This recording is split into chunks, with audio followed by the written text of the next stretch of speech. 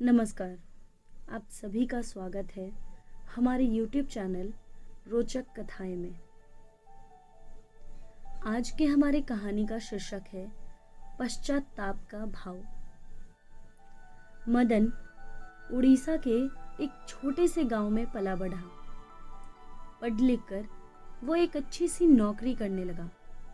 नौकरी में लगातार हुए प्रमोशन से उसे खूब तरक्की और शोहरत की प्राप्ति हुई। वो अब शहर में रहने लगा। वहां मदन को 11वीं मंजिल पर एक आलीशान फ्लैट कंपनी के द्वारा मिली। मदन अपनी पत्नी और एक बच्चे के साथ खूब ऐशो भरी जिंदगी जी रहा था। कुछ समय के बाद मदन के पिताजी उनसे मिलने शहर आए। उसके पिताजी बेहद ही वृद्ध और सरल निश्चल स्वभाव के व्यक्ति थे। उन पर समय का प्रभाव स्पष्ट देखा जा सकता था। हाथ पैर काबू से बाहर हो गए थे, अर्थात ना चाहते हुए भी हाथ पैर हिलना, धुंधला दिखाई देना आदि। मदन और उसकी पत्नी के कार्यस्थल पर चले जाने के बाद मदन के पिताजी अपने पोते के साथ फ्लैट में दिन भर रहते और दोनों खूब बातें करते।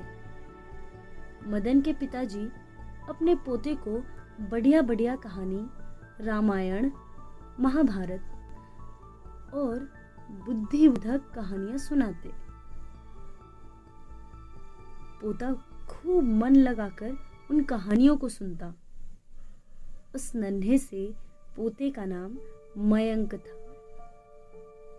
घर में महंगे महंगे चीनी मिट्टी और अन्य क्रॉकरी के सामान थे। एक दिन की बात है, दादाजी को क्रॉकरी के बर्तन में खाने को मिला। उनका हाथ काबू में न रहने के कारण हाथ से लगकर क्रॉकरी गिरकर टूट गई।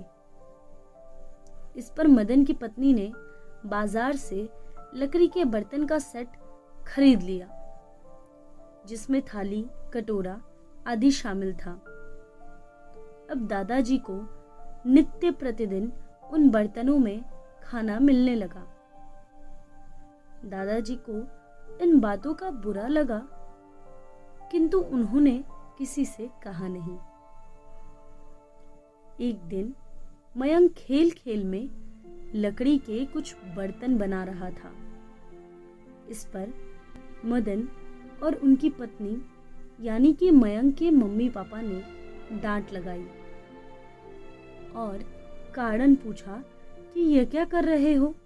मयंक ने बड़े मासूमियत के साथ उत्तर दिया, मैं लकड़ी के कटोरे और बर्तन बना रहा हूँ।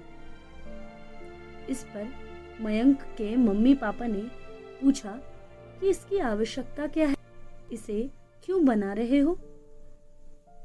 मयंक ने जवाब देते हुए कहा, जब आप बूढ़े होंगे तो आपको इस बर्तन की जरूरत पड़ेगी, इसलिए बना रहा हूं।